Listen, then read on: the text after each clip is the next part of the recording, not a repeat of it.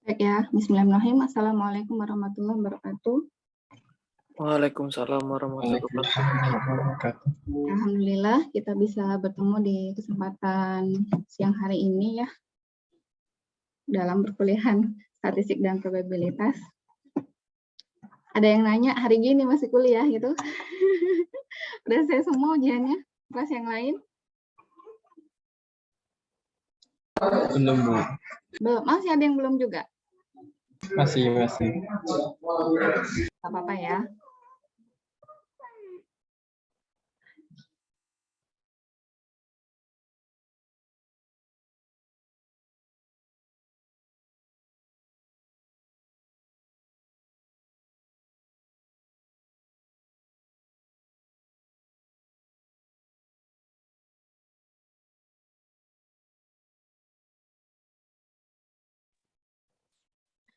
Ya, jadi kemarin saya berbagi data ini ya. Saya minta Anda mengikuti simulasi yang ada di video. Saya akan swab lebih cepat ya, karena waktunya cuma 1 kali pertemuan. Ini biasanya saya mengantarkan di 2 kali pertemuan. Jadi kita mau membentuk regresi. Regresi sudah saya jelaskan dengan cepat ya kemarin tuh ya. Jadi regresi linier, kenapa linier? Karena model yang dibentuk adalah persamaan linier, gitu ya. Bedanya persamaan linier dalam matematika dan statistik itu apa? Bedanya itu kalau dia di dalam statistik tuh dia ada errornya. Ya, errornya itu mengikuti distribusi normal dengan mu-nya 0 dan variannya sigma kuadrat. Oke, saya sambil buka slide-nya.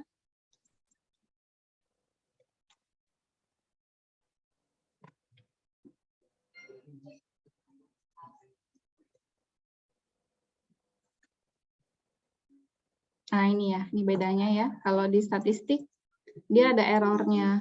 Ya, errornya ini berdistribusi normal dengan mu-nya 0 dan variannya sigma kuadrat gitu ya.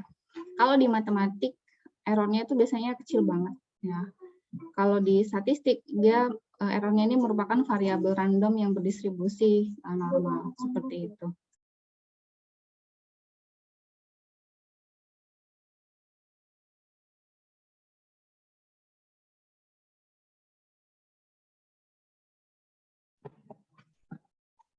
Ya, nah ini kita dikatakan dia sederhana apabila ya di sini dikatakan sederhana kalau x-nya cuma 1. Nah, tapi yang mau kita bentuk itu adalah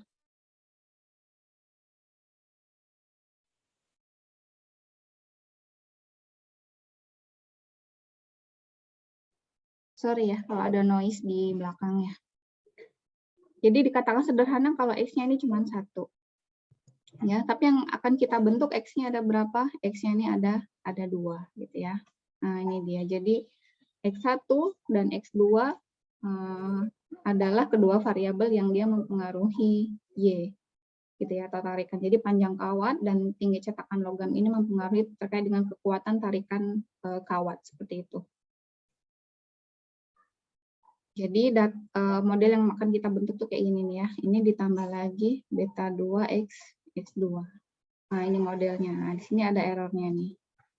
Nah, di mana error ini berdistribusi normal atau Gaussian dengan mu-nya 0 dan variansnya sigma kuadrat. Ya, nah, jadi pembentukan model regresi linier ini itu punya asumsi ini dia. Dia harus memenuhi kaidah ini.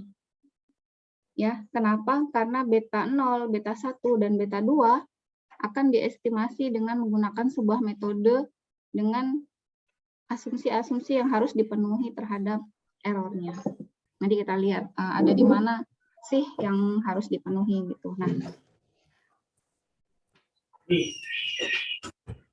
jadi modelnya itu, jadi ada X1 gitu ya, jadi X1, kemudian ini X2 gitu. Nah, ini sama-sama dia mempengaruhi Y.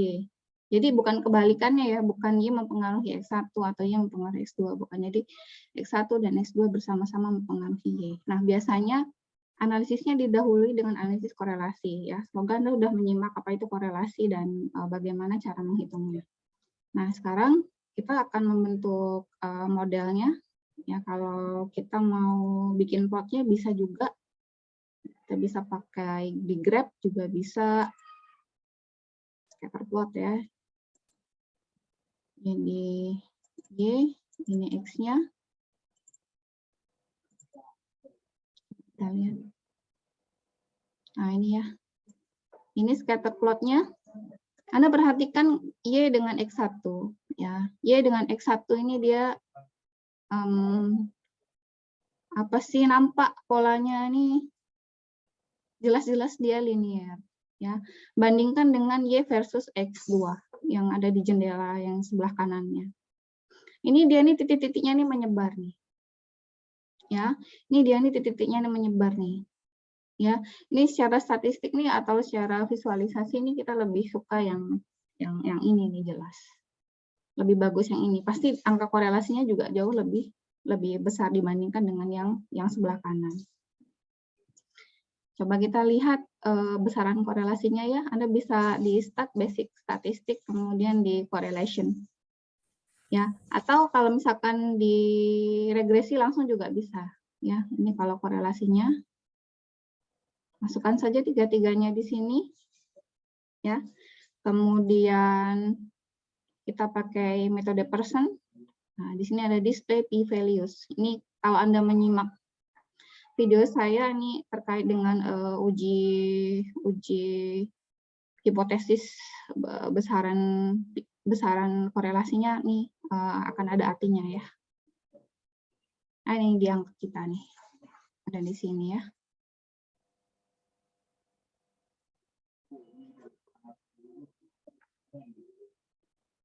Ini adalah matrik korelasi atau correlation metric ya.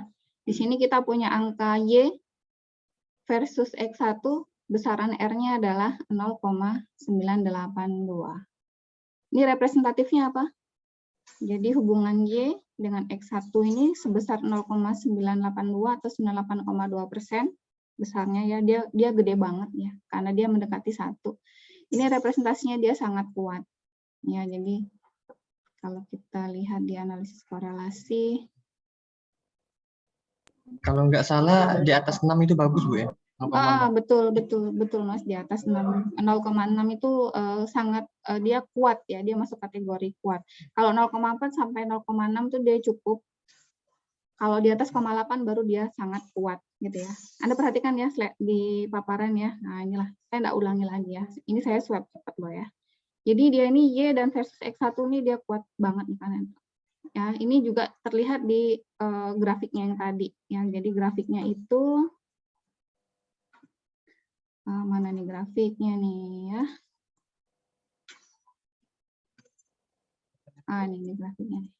Ini grafiknya nih ya, kuat ya. Beda banget sama yang ini. Yang ini masih nyebar. Ya, dan Y versus X2 nih R-nya ini sebesar 0,493. Ini dia cukup. Representasinya tuh dia cukup keratan hubungannya. Ya, dan Anda perhatikan p-value-nya. Nah, yang ini Anda tidak perlu baca karena hubungan yang akan kita evaluasi atau kita bentuk adalah X1 dan X2 bersama-sama terhadap Y gitu ya. Jadi X1 dan hubungan antara X1 X2-nya kita abaikan aja dulu sementara. Tapi nanti di belakang-belakang ketika kita udah bentuk modelnya kita perlu perhatikan juga gitu karena ada asumsi yang harus dipenuhi dan hubungan antara X1 dan kawan-kawannya atau X2 dan kawan-kawannya itu tidak boleh terjadi gitu ya. Oke, dan ini p-value-nya menunjukkan 0,00 ya, menunjukkan H0-nya ditolak, artinya ada gitu ya, ada hubungan antara X1 dan Y. Ya, begitu juga dengan X2 dan Y, p-value-nya adalah 0,012, dia kurang dari 0,05, maka X2 ini dia punya korelasi terhadap Y. Ya, jadi kalau analisis korelasi itu dia belum memperhatikan apakah X1 terhadap Y ataukah Y terhadap X, tidak gitu ya, tapi dia pokoknya ada hubungan aja gitu, tapi kita belum tahu hubungannya itu hubungan apa gitu ya. Nah, ini deskripsinya. Kalau yang ini jelas ini linear banget. Ini kita bisa menaruh garis lurus di sini miring gitu ya. Dengan kemiringan. Nanti kita lihat di slope berapa gitu. Nah, yang ini ya mungkin bisa kita paksa. Nanti kita lihat apakah model yang dibentuk itu akan mengizinkan X2 untuk berada di dalam model atau tidak, seperti itu ya.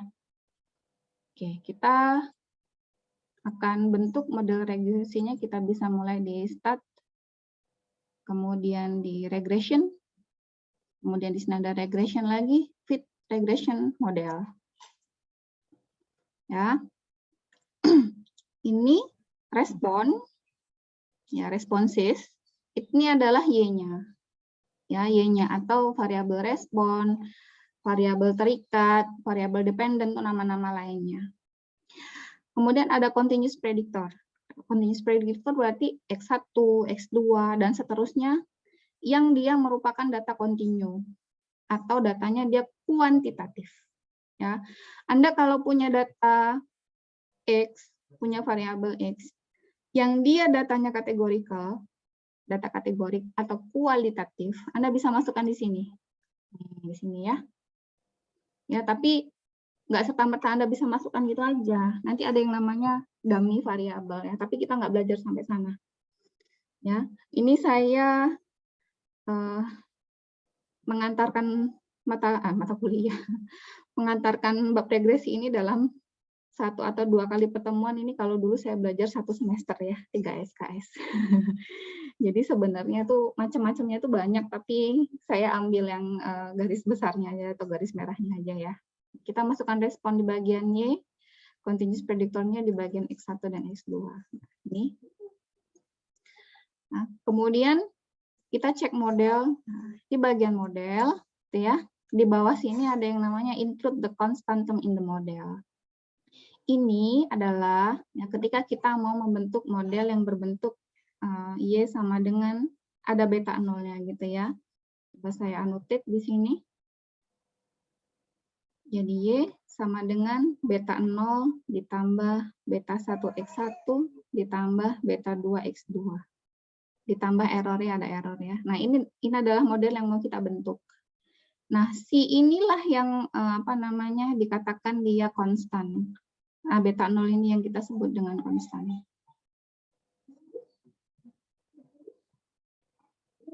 Ya. Nah, ini kita masukkan di sini nih. Ini kita checklist nih. Kalau kalau beta 0-nya mau dikeluarkan dari model, ini berarti di-uncheck. Misalkan beta 0-nya dia nggak signifikan gitu.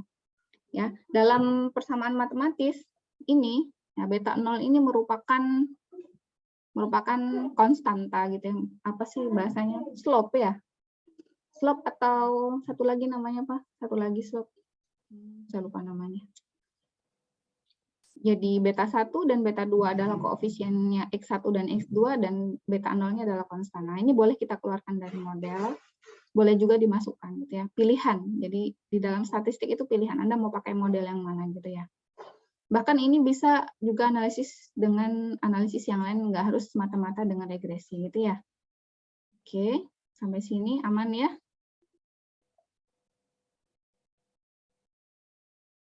Oke, kemudian kita cek bagian option.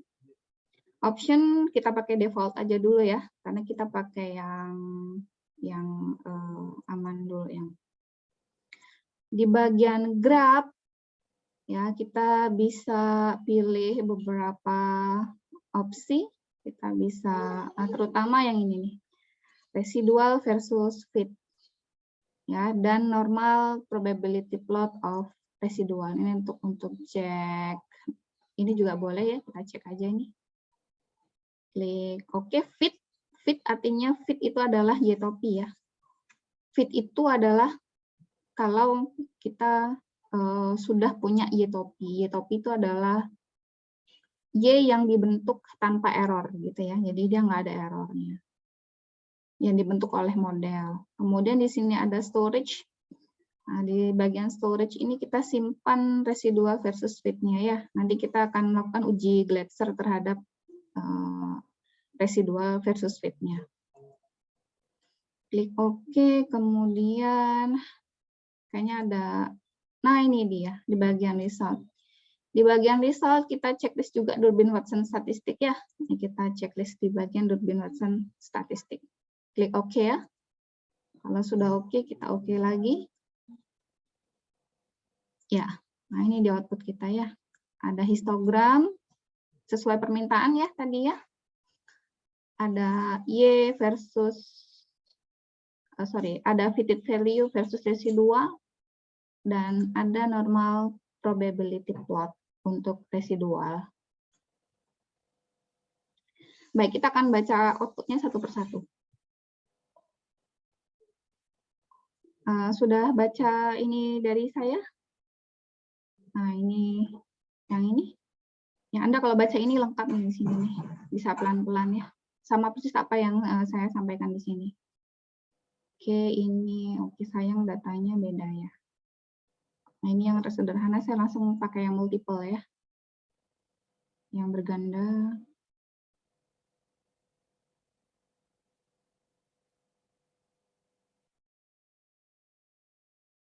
Ah, ini dia.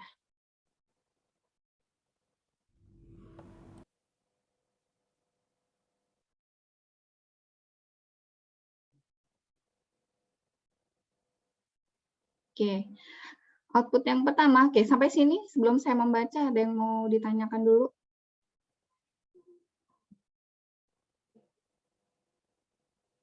Tidak ada ya? Baik, kalau tidak ada saya lanjutkan. Ya, yang pertama saya membaca tabel analisis of variance-nya ya. Nah, saya mau fokus, jadi fokus di output pertama ini adalah p-value yang paling atas nih. Ya, jadi kita fokus di sini nih.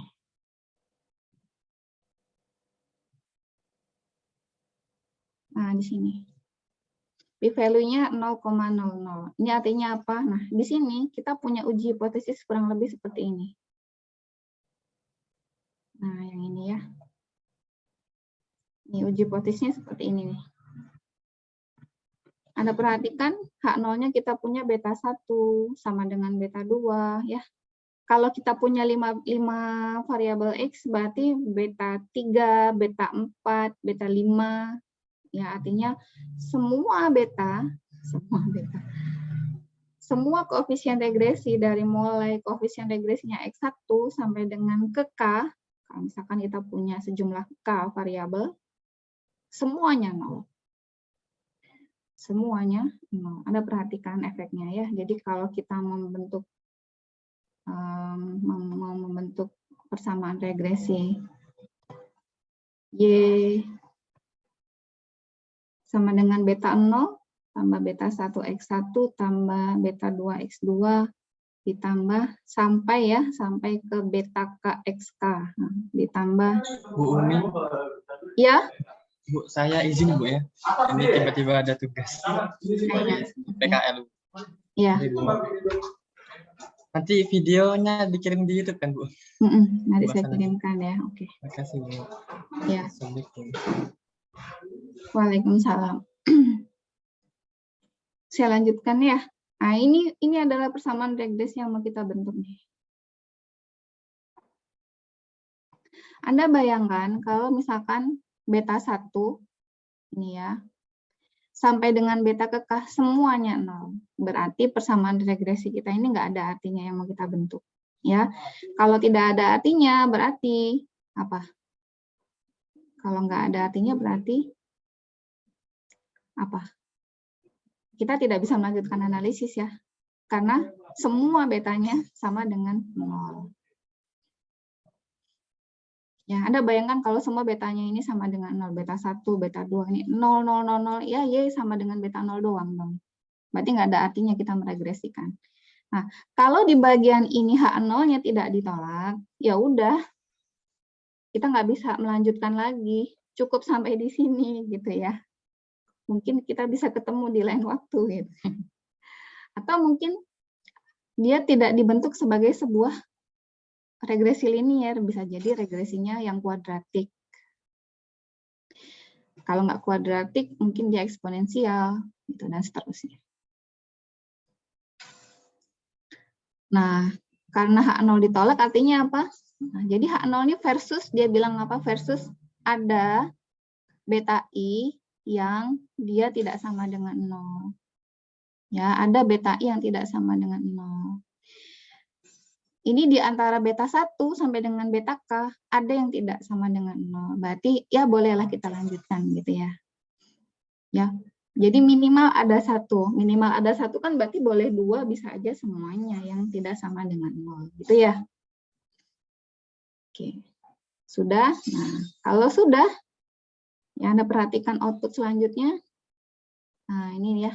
Di bagian sini ada namanya R² dan S² adjusted. Ini dia namanya koefisien determinasi. Ini juga gitu. Ini adalah R² atau korelasi kuadrat. Yang ini adalah korelasi kuadrat adjust yang disesuaikan. Ini namanya koefisien determinasi. Maksudnya apa? Maksudnya adalah representatif dari angka ini adalah ya 97,94% varian di dalam Y itu dapat dijelaskan oleh X1 dan X2. Gitu ya. Itu representatif dari koefisien determinasi. Sudah? Sudah, kalau sudah. Nah, yang ini tadi kita udah punya, kita sudah menolak H0 di bagian ini dan kita bisa lanjutkan di bagian koefisien. Ya. Nah, di bagian ini kita sudah punya persamaan regresi ya. Anda perhatikan di sini persamaan regresinya nih. Y sama dengan ya ini beta 0-nya 2,26 ditambah 2,745 kali X1. Ya, ini adalah beta 1-nya. Beta 2-nya adalah 0,01254 X2. Nah, ini adalah model regresi yang kita bentuk. Jadi kita mau masukin angka apa aja di dalam Minitab, kita masukin perintah regresi, dia akan mengeluarkan ya. Nah, karena tadi di bagian atas, yaitu di bagian analisis of variannya itu menunjukkan bahwasannya ada beta I yang tidak 0. Nah, dengan demikian kita akan mengevaluasi bagaimanakah performanya beta 1 dan beta 2. Ya, nah performanya ada di tabel koefisien. Nah, ini jadi ini adalah koefisiennya. Nah, ini koefisiennya ya. Nah, kemudian ada p value di sini nih. Ya. Nah, sedemikian sehingga nah ini 0,045 p value-nya untuk beta 0, yang ini 0,00 berarti tidak sama dengan 0 ya, itu bisa jadi ada digit kesekian di belakang koma itu yang dia tidak sama dengan 0, dia juga H0-nya ditolak ya. Yang ini juga gitu yang ketiga. Ya. Nah, di sini kita punya analisis apa sih yang di sini? Kita tuh punya analisis untuk menguji apa namanya? Wah, ini kenapa ini? Ini gimana buat nonaktifinnya ya? Saya clear aja deh. Nah, oke. Nah, ini nih. Bagian koefisien. Nah, kita mau menguji dengan uji hipotesis seperti yang ada di halaman berapa ini? Halaman 87 ya. Ini dia ya. Di sini ada beta 1. Anda perhatikan beta 1. Uji hipotesisnya adalah H0, beta 1 sama dengan 0 versus beta 1 tidak sama dengan 0. Ya, kita ketahui dari output.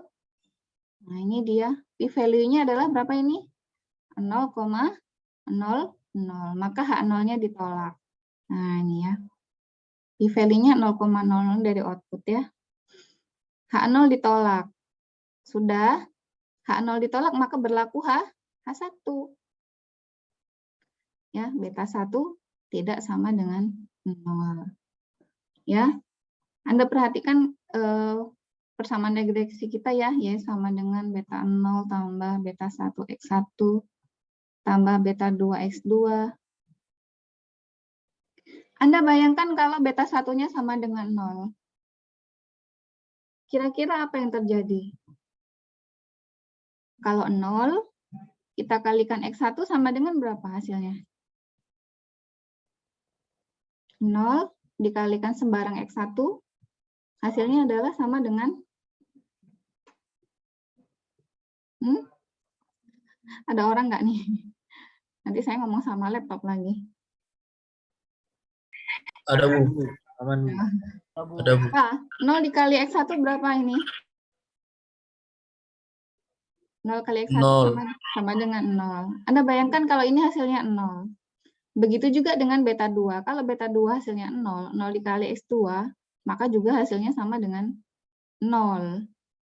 Kalau ini 0, ya sembarang X kita masukkan ke sini dia dikali dengan 0 sama dengan 0, berarti X1 ini dia tidak berarti bagi Y. Atau X1 dia tidak mempengaruhi dengan Y. Begitu juga dengan X2. Kalau beta 2-nya 0 atau ketika H0-nya ini dia tidak ditolak gitu ya, dengan kata lain H0-nya tidak ditolak gitu ya. Maka X2 ini dia tidak mempengaruhi Y. Kalau dia tidak mempengaruhi Y, maka dia dikeluarkan dari model. Gitu ya.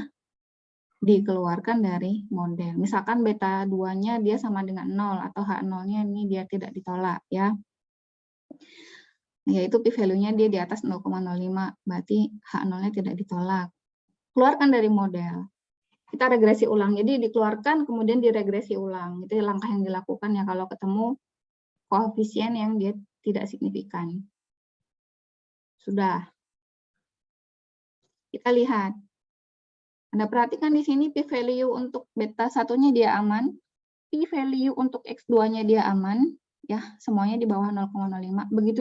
Begitu juga dengan beta 0 ya. 0,045 semuanya di bawah 0,05 atau di bawah p-value. Jadi H0-nya ditolak. Sehingga bisa kita katakan ya, X1 itu dia mempengaruhi Y, begitu juga dengan X2 dia mempengaruhi Y. Ya, mempengaruhinya secara linier ya dalam hal ini. Ya, jadi Anda bisa compare, Anda bisa bandingkan tadi ketika Anda membaca grafik, ya membaca grafik perform antara X1 versus Y dan X2 versus Y gitu ya. Nah, Anda lihat sekali di sini pengaruhnya tinggi sekali. Untuk X1 tuh dia 2,74 sendiri dan X2-nya di 0,012. Ya. Next. Nah, di bagian ini dia ada yang namanya fit and diagnostic for unusual observation. Jadi di sini dia memunculkan outlier. Dia bilang apa? Yaitu observasi ke-15 dan observasi ke-17 atau sampel ke-15 dan sampel yang ke-17 ini dia sebagai unusual observation atau observasi yang tidak biasa. Ya. Kenapa? Karena dia menghasilkan residual yang terlalu besar. Di sini ya. Residualnya tuh dia terlalu besar. Ada yang tahu residual itu apa? Ya, jadi kita itu kan punya model bentuknya gini nih.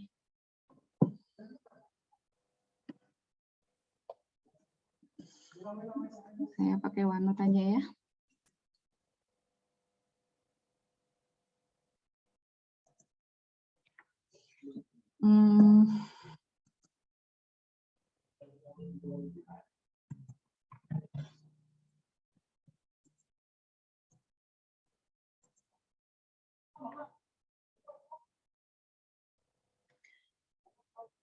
Jadi kita kan punya Y sama dengan beta 0 ditambah beta 1X1 tambah beta 2X2 ditambah error ya. Nah, ini tadi kita pakai Minitab ya, pakai Minitab dengan bantuan Minitab ya. Jadi Minitab itu dia membantu aja. Jadi sebenarnya ada math equation-nya yang behind of the scene-nya ya. Nah, kemudian dapatlah kita beta 0 topi. Ya, kita punya beta 1 topi dikali X1 ditambah beta 2 topi. Nah, di sini ada namanya Y topi. Kenapa ditopiin? Kenapa disebut dengan topi, Bu? Nah, karena ini namanya dia estimator. Ya, dalam statistik itu ada namanya estimator. Saya pernah jelaskan Anda, ada populasi, ada sampel ya. Estimator untuk mu itu adalah X bar. Masih ingat ya? Estimator untuk sigma kuadrat itu adalah S kuadrat. Masih ingat ya? Dan di sini beta 1 topi itu adalah estimator untuk beta 1 ya. Beta 0 topi adalah estimator untuk beta 0 dan beta 2 topi adalah estimator untuk beta 2. Jadi dia ini namanya estimator. Dalam statistik namanya estimator. Sudah? Jadi dia pengira-ngira gitu ya, pengira apa bahasa Indonesianya itu? Pengira-ngira. Nah, di sini ini nggak ada error. Tidak ada error. Nah, nanti error inilah yang kita sebut sebagai residual. Sudah? Nah, dalam membentuk model, kita punya asumsi residual itu dia harus berdistribusi normal. Saya pernah jelaskan ya, distribusi normal ya. Distribusi normal 0 sigma kuadrat. Rata-ratanya dia harus sama dengan 0. Dan varian sigma kuadrat. Ya. Sudah? Oke, maka error di sini, error itu adalah selisih antara Y dan Y topi. Selisih antara observasi yang sesungguhnya, yaitu Y, dikurangi dengan Y prediksi atau Y topi. Ya. Contohnya, nih kalau Anda ada yang bingung nih ya. Saya jelaskan nih. Jadi tadi kita punya persamaan regresi ini ya.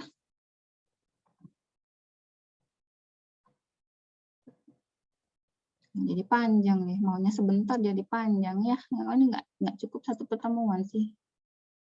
Saya memaksa lari ke sini nih.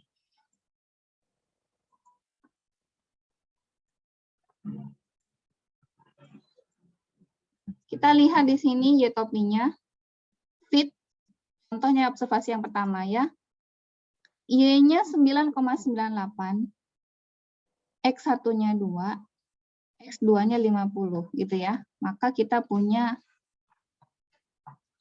Y topi untuk observasi pertama ya, sama dengan beta 0-nya adalah 2,26 ditambah 2,7450 kali X1. X1-nya berapa? 2. Dikali 2 ditambah 0,01254 dikali X2. X2-nya adalah 50. Jadi Y topi kita itu, Y topi 1 adalah fit satunya, yaitu 8,37. Ya, 8,37. Padahal Y observasinya berapa? Y observasinya adalah 9,95. Ya, Y aslinya adalah 9,95. Maka ada selisih antara data yang sebenarnya dengan yang diestimasi dari model. Selisihnya berapa? Selisihnya kita sebut dengan error itu tadi, yaitu Y dikurangi Y topi. Ya, Y1 kurangi Y1 topi. Nah, ini error 1 adalah berarti berapa ini? 9,95 dikurangi 8,37. Berapa ini? 1, berapa? Nah, di residual ini namanya error. Residualnya berapa ini? 1,57. Ya. Nah, ini errornya. Oke, sampai sini ada yang mau bertanya?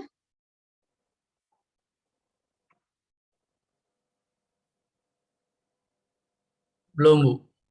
Ya, aman ya. Jadi, Anda sudah tahu apa itu fit, apa itu residual ya. fit, dan residual. Sudah? Jadi model kita aman secara uji koefisiennya aman, ya. Kemudian tadi ketika kita lihat analisis of variance-nya juga aman. Nah, sekarang kita mau mengevaluasi. Kita mau menguji asumsi-asumsi yang harus dipenuhi dalam sebuah model regresi linear berganda. Ada beberapa asumsi yang harus dipenuhi. Apa aja asumsinya? Ya, ada 4 nih asumsinya ya. Ini yang harus dipenuhi. Yang pertama, errornya dia berdistribusi normal. Jadi kita harus menguji normalitas daripada residualnya. Yang kedua, tidak ada autokorelasi antar error. Dan yang ketiga, residualnya dia homogen. Dan yang keempat, dia tidak terjadi multikoliniaritas. Itu.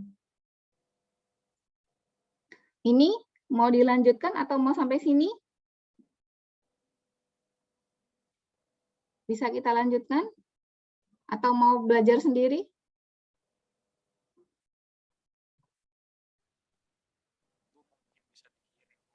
Bu mau tes ya. Bu mau tanya kalau untuk yang multi regresi linear ya namanya Bu ya. Nah itu apa statistika yang nomor 4 itu loh Bu yang uji Ini. hipotesa ya. Hipotesa yang mana? Yang kemarin sih bahas yang kemarin ya Bu.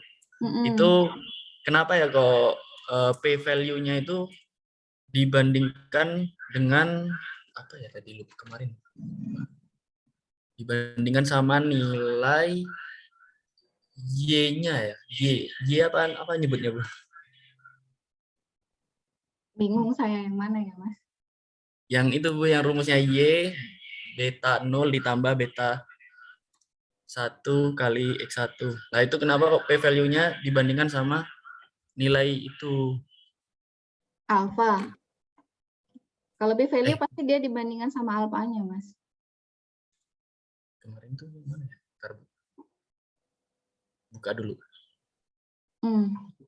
Mau share screen? Jangan malu.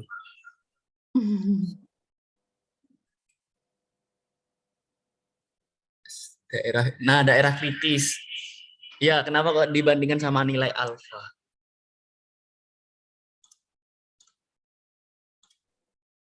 Halo? Ya, Yes. itu namanya inferensial statistik, Mas. Itu saya jelaskan sudah lama itu. Filosofinya udah lama saya jelaskan. Kalau Anda memperhatikan penjelasan saya pasca UTS, itu saya pernah ngomongin apa itu artinya p-value, apa itu artinya alfa, ada di sana. Terutama di uji materinya sebelum uji min satu populasi. Itu saya ngomongin itu. Panjang tuh. Nanti coba direview lagi ya. Tapi di video ada kan ya Bu ya? Saya lupa itu saya unggah nggak ya videonya. Saya record kayaknya karena saya rajin record itu pasca UTS deh, kayaknya saya baru rajin record. Sebelumnya saya nggak rajin record. Iya. Itu namanya inferensial statistik, Mas. Jadi setiap estimator yang dihasilkan dalam statistik itu bisa diuji. Ya.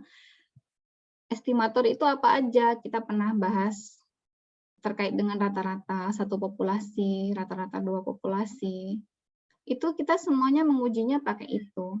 Ada yang namanya alfa atau kesalahan tipe 1. Nah, udah itu satu, itu 2 SKS sendiri itu saya jelaskan apa itu alfa, apa itu kesalahan tipe 1, kesalahan tipe 2 gitu. Begitu juga dengan beta 0, beta 1, beta 2. Itu dia estimator, makanya kita harus evaluasi. Jangan-jangan dia itu nggak segitu angkanya, tapi dia sama dengan 0 kan. Jadi dalam statistik itu ada yang namanya evaluasi itu tadi ya, estimator namanya. Evaluasi estimator.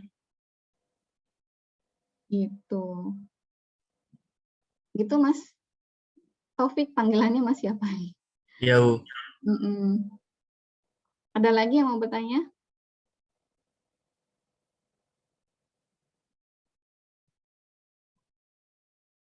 Tidak ada? Oke, kalau tidak ada, nih ya. Jadi uji asumsinya gimana Bu? Gitu. Ini agak panjang ya. Kita ada 4 langkah nih.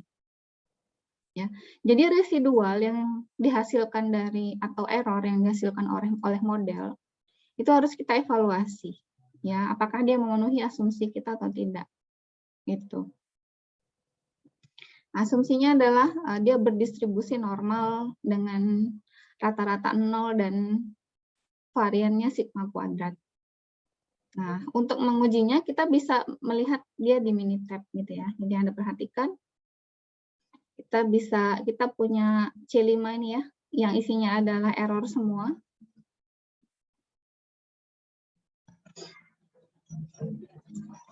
Kita bisa masuk basic statistik, di sini ada yang namanya normality test atau uji normalitas ya.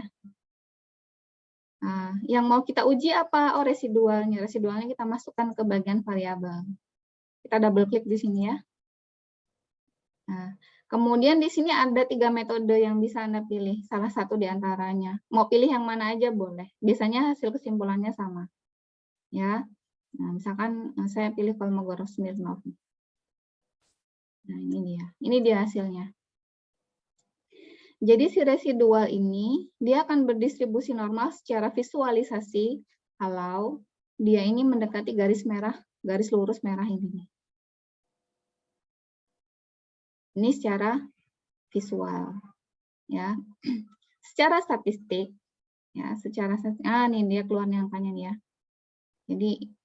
Jadi antara persentil dan fitted value-nya nih dia harus dekat gitu. Nah, tapi yang jadi fokus kita adalah p-value yang di sini nih. Nah, berapa ini p-value-nya nih? 0,150, 0,15 ya. Nah, ini artinya H0-nya ditolak. Sebenarnya bunyinya apa sih uji normalitas itu? Nah, bunyinya ada di halaman Bapak nih. Nah, ini ya. Ini dia. Uji hipotesisnya. Jadi H0-nya residualnya berdistribusi normal versus H1 residual tidak berdistribusi normal. P-value-nya dia lebih dari alfa. Ya, jadi karena daerah kritisnya berapa, P-value-nya sama dengan 0,15 ya. Jadi P-value-nya ini 0,150 ya. Nah, di 0,150 tuh dia lebih besar dari alfa. Sehingga apa? Kesimpulannya H0-nya tidak ditolak. Maka berlaku H0. Apa? Yaitu errornya berdistribusi normal. Ya, berarti yang ini aman nih. Siapa? Yang pertama ini dia aman.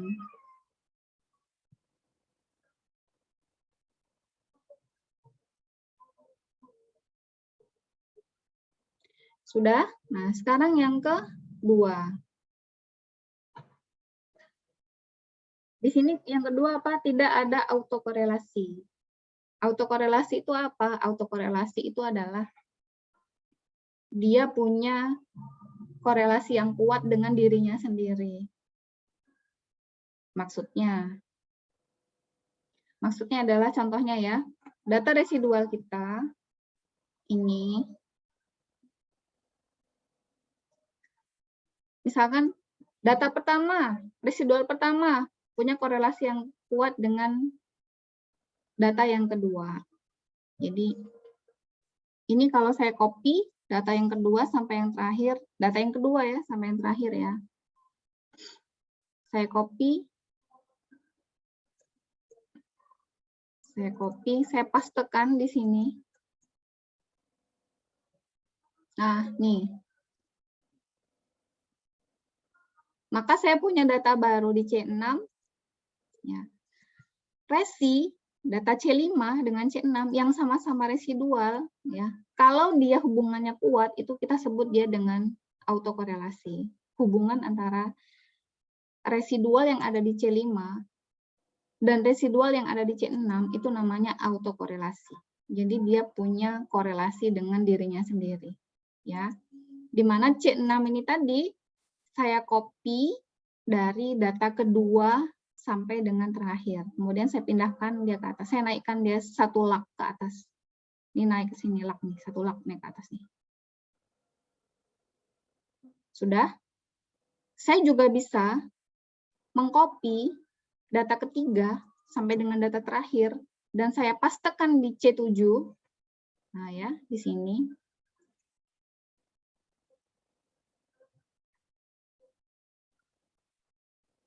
Data ketiga sampai dengan terakhir ke C7. Ya. Jadi kalau data C5, C6, C7 punya hubungan yang kuat, itu kita sebut dengan autokorelasi. Jadi dia punya hubungan dengan dirinya sendiri. C7 berarti dia naik 2 lak. Itu namanya autokorelasi. Nah, kita mau melihat ada nggak autokorelasi di dalam model kita, di dalam residualnya. Kalau ada, modelnya nggak boleh dipakai. Kalau ada, modelnya nggak boleh dipakai. Pakai uji apa namanya? Pakai uji Durbin-Watson. Nah, dia nongolnya di, nah ini dia. Berapa Durbin-Watson kita? 2,09. Ya, ini saya akan bagi tabel Durbin-Watson ya ke Anda ya.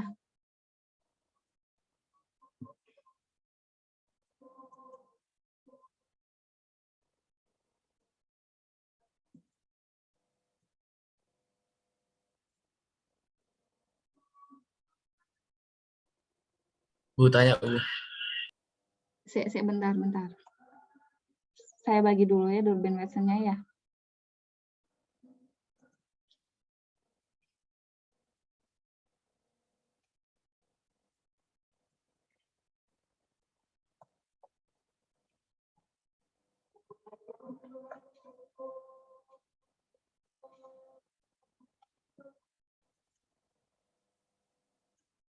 Nah, di sini azan ya.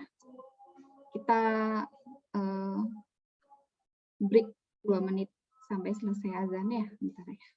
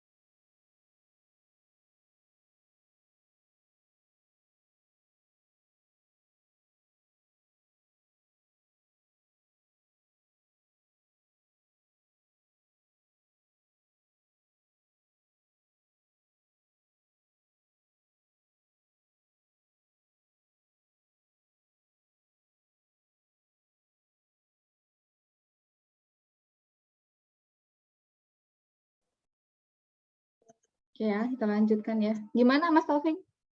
Mau nanya apa?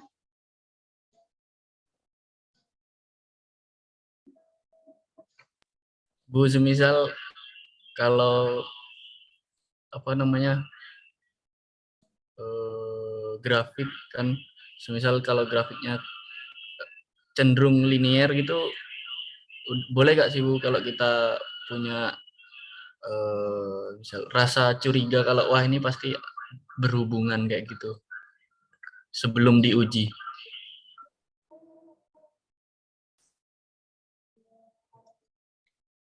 Uji apa maksudnya? Sebelum diuji apa? Sebelum diuji ada hubungan apa enggak gitu?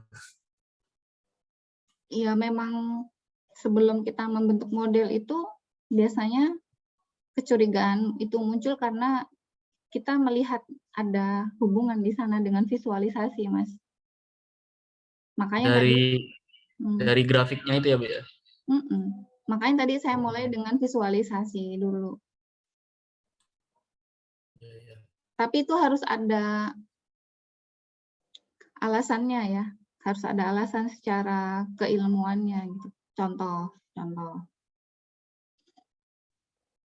Jadi itu bergantung pada variabel yang sedang dimainkan itu variabel apa. Ya. Nah, contohnya, karena kemarin itu di penelitian saya bermain di data energi terbarukan, saya nanya sama orang yang ahli di sana terkait dengan variabel itu. Benar nggak sih kalau sebenarnya radiasi itu mempengaruhi produksi di PV solar, misalkan? Benar nggak sih suhu itu dan kelembapan itu mempengaruhi produksi di PV solar? Itu saya nanya. Dan saya harus cari referensinya gitu. Itu di bidang EBT. Jadi aplikasinya itu kan karena luas banget ya statistik ya. Lagi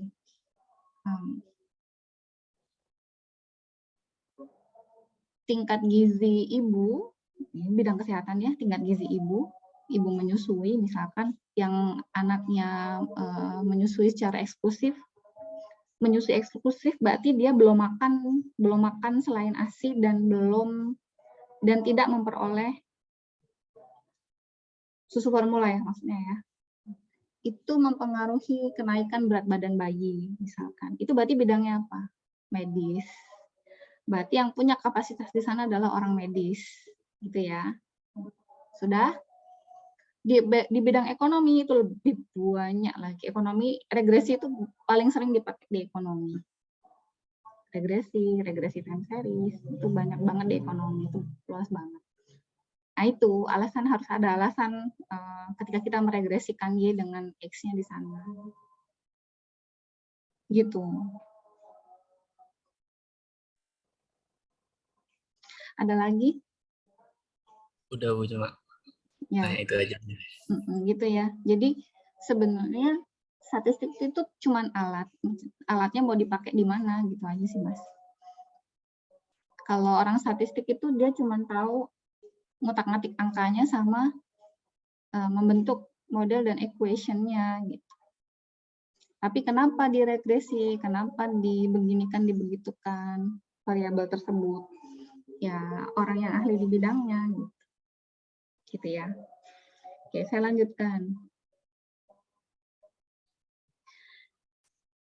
Ya, ini cara membaca output Durbin-Watson statistik ya. Durbin-Watson statistik Anda bisa pelajari di modul yang di halaman selanjutnya terkait dengan autokorelasi ya. Nah, ini dia.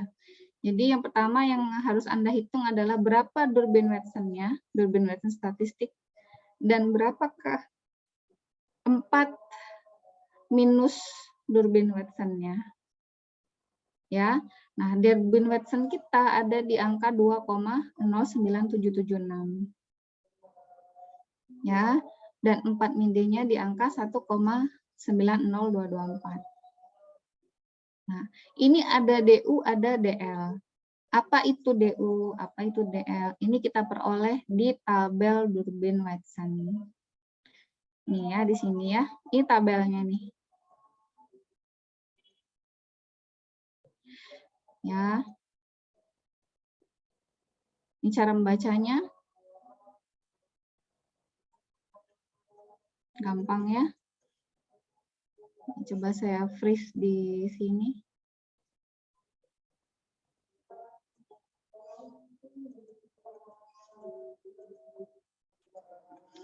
K adalah jumlah variabel. Berapa variabel kita? 2 ya, X1 dan X2. N-nya adalah jumlah sampel. Jumlah sampel kita berapa? 25. K-nya 2, N-nya 25. Mana N25? Nah, ini dia. Sini ya.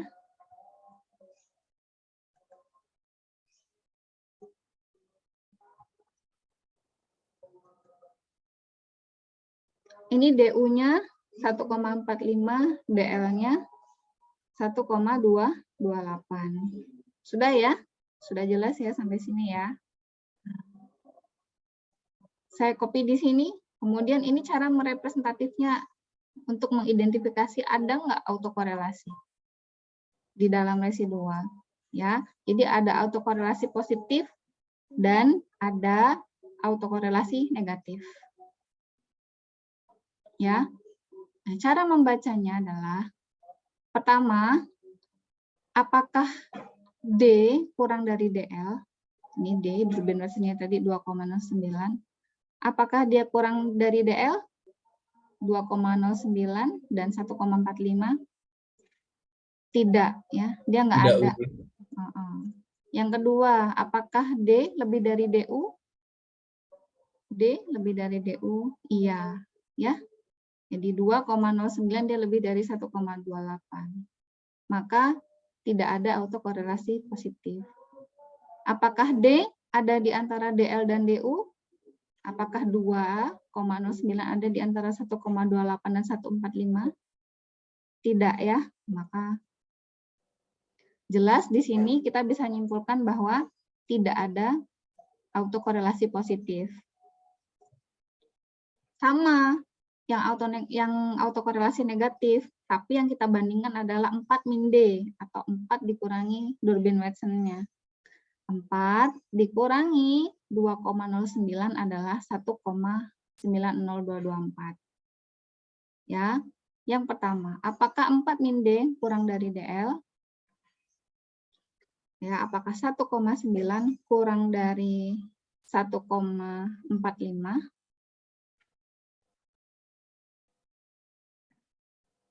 Ada tidak? Tidak ada ya. Tidak memenuhi. Ya. Kemudian 4 min D, apakah 4 min D lebih besar dari DU? Apakah 1,90 sekian-sekian lebih dari 1,28 sekian-sekian? Lebih ya? Ya, lebih. Berarti nah ini memenuhi ini. Lebih, maka tidak terdapat autokorelasi negatif. Yang terakhir, apakah 4 min D ada di antara DL dan DU? Apakah 1,9 ada di antara 1,28 dan 1,45? Tidak. Tidak. Tidak, berarti dia tidak memenuhi. Nah, berarti dia tidak ada autokorelasi negatif. Ya, dengan demikian maka dia tidak ada autokorelasi positif maupun ada autokorelasi negatif. Ya. Oke. Asumsi nomor 3 aman. Sudah ya? Berarti nomor 2 apa nomor 3? Nomor 2 ya. Nah, ini. Nomor 1 aman, nomor 2 aman. Sekarang kita mau lihat yang nomor 3. Apakah residualnya homogen? Homogen itu artinya dia tidak menyebar secara apa ya bahasa kasarnya, bahasa prokemnya.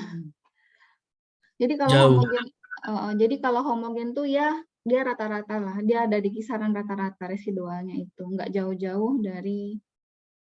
jauh-jauh dari modelnya ya. Kalau dia heterogen ada yang di sana, ada yang di sini. Nah, itu terlalu bervariasi, itu nggak bagus buat model. Ya, jadi kita harapannya residualnya tuh dia homogen. Ini bisa kita lihat dengan melihat plot antara fit versus residualnya. Ya. Tadi ada di output kita residual versus fitted value. Ya. Jadi titik-titik ini kalau berada di daerah garis lurus ini bagus. Jadi nggak jauh-jauh banget lah. Ini secara visual, tapi visual itu kan kadang subjektif, tergantung siapa yang menganalisis, kan gitu. Nah, sekarang untuk melihat lebih jauh, kita bisa melakukan uji Glatzer namanya. Uji Glatzer. Mana uji Glatzer? Glatzer. Nah, ini.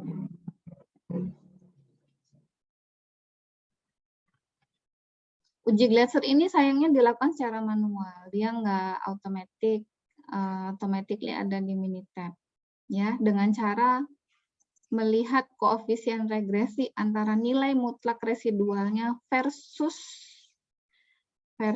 fitted value.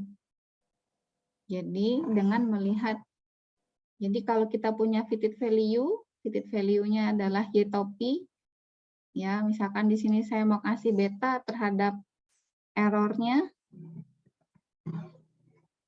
Nah, kita mau lihat performasi daripada beta ini. Pertanyaannya apakah error ini dia mempengaruhi Y atau apakah error atau residual dia punya hubungan terhadap Y. Kalau residualnya dia punya hubungan terhadap Y, ya, maka kita tidak bisa mengatakan kalau residualnya itu homogen. Oke, fine, aman ya.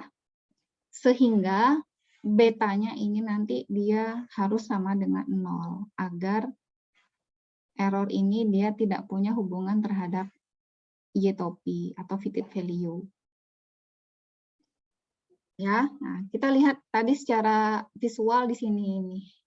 Jadi fitted value-nya jangan sampai punya hubungan dengan residual ya. Dengan demikian kita bisa melihatnya dengan meregresikan antara residualnya dengan fitted value. Ya. Tapi residualnya diambil nilai mutlaknya dulu gitu ya. Jadi residualnya itu kan ada yang positif, ada yang negatif. Nah, itu kita positifkan dulu semua. Ya, setelah dipositifkan kemudian regresikan terhadap Y topi. Oke, kita lihat residual kita ini ya. Di kolom C5 ya, ada yang positif, ada yang negatif, ada yang positif, dan seterusnya ya. Yang ini saya delete. Ya, jadi kita mau melihat regresi ini. Betanya ini signifikan enggak? Kalau betanya signifikan, berarti residualnya dia punya hubungan sama Y. Yang kita harapkan apa sih? Yang kita harapkan itu betanya dia nggak signifikan.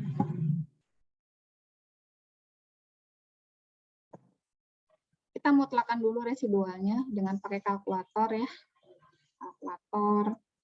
Kemudian kita bisa masukkan di sini, misalkan namanya residua. Nah, resi mutlak boleh. Fungsinya adalah absolute value, ABS, number, fits. Absolute dari residual ya. Absolute dari residual. Ekspresi, ini ekspresinya. Ya, kemudian oke. Nah, kita punya resi mutlak ya di sini ya. Yang negatif sudah jadi positif nih, negatif jadi positif, negatif jadi positif. Sudah semua. Kemudian kita regresikan dia terhadap fit. Kita lihat stat, basic statistik. Kemudian, stat regression lagi ya. Fit regression model. Y-nya adalah fit, continuous prediktornya adalah resi mutlak. Kalau sudah, Klik OK. Ini di close aja ya. Kita mau fokus di satu output. Di sini nih.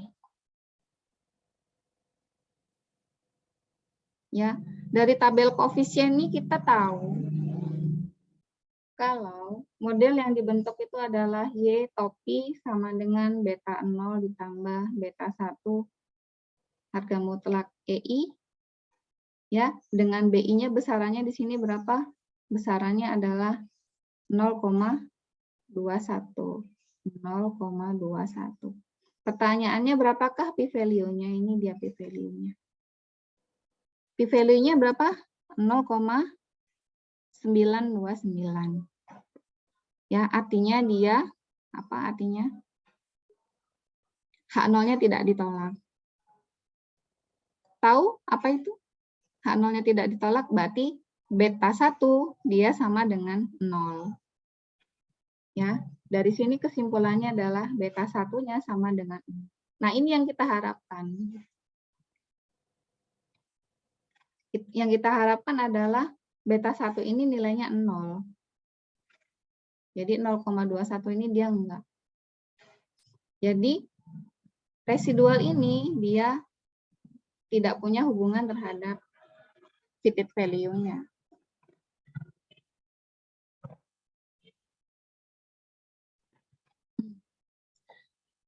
Wes ya, aman tak? Berarti dengan uji Glatzer ini kita bisa menyimpulkan kalau residualnya dia homogen.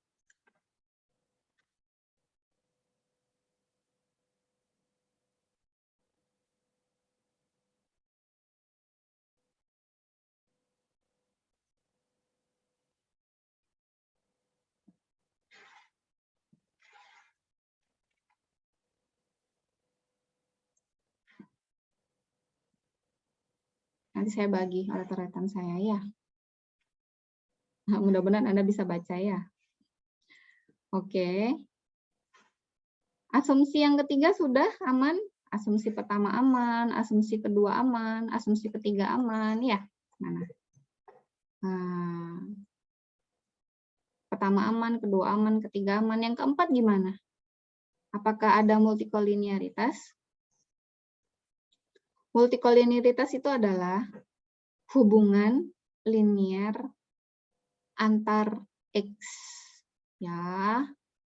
Jadi kalau X-nya dia itu lebih dari 1,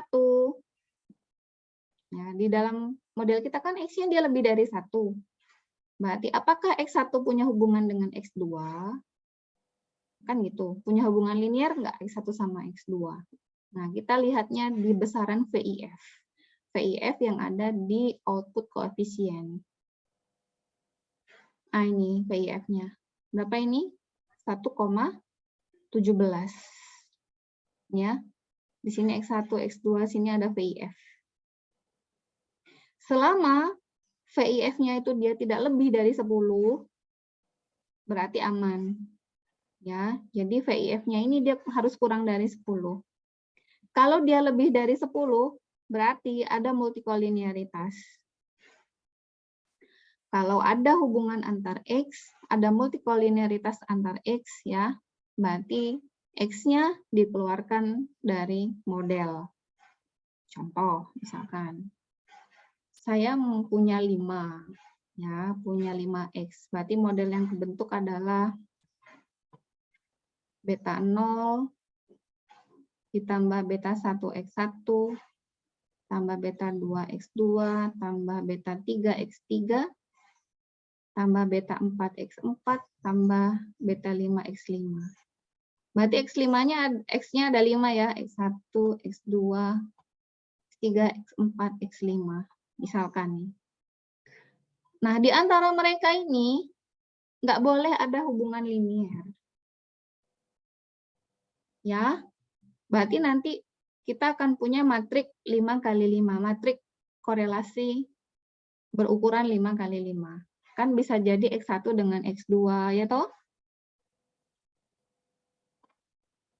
X1 dengan X2, apakah X1 dengan X3, gitu? X1 dengan X4, ada nggak hubungan? X1 dengan X5, ada nggak dia hubungan? Gitu? Atau X2 dengan X3 misalkan. Ya. X2 sorry.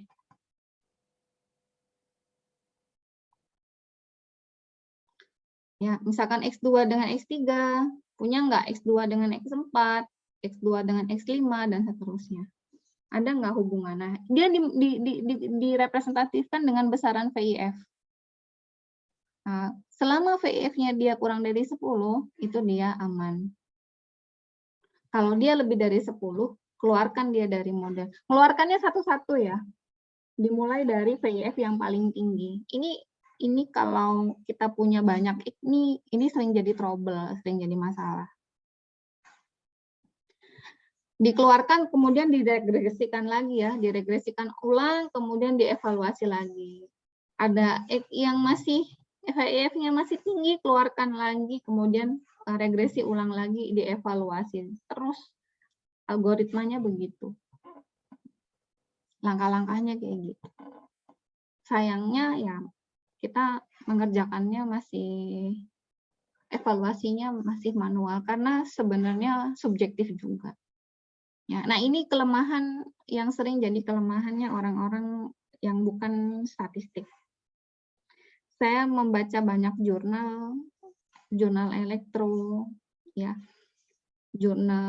kebanyakan jurnal elektro ya karena saya di instrumentasi itu kok nggak dievaluasi. Ketika saya melakukan penelitian yang sama, kemudian saya dapat angkanya, ketika saya evaluasi, X-nya tuh punya hubungan, gitu ya. X-nya tuh punya keeratan hubungan. Nah, ini secara statistik ini nggak boleh ada. Harus ada yang dikeluarin. Tapi orang yang nggak statistik, enggak, make aja ya, regresi aja, begitu dapat koefisiennya, udah dapat aja. Nah, itu yang sering kita sayangkan. Nah, ya, nah di model kita ini aman nih, yang keempat. Jadi tidak ada multikoliniaritas atau multicollinearity ya. Nah, ini 1, 2, 3, 4 aman. Udah, kalau sudah aman semua modelnya aman, bisa kita pakai.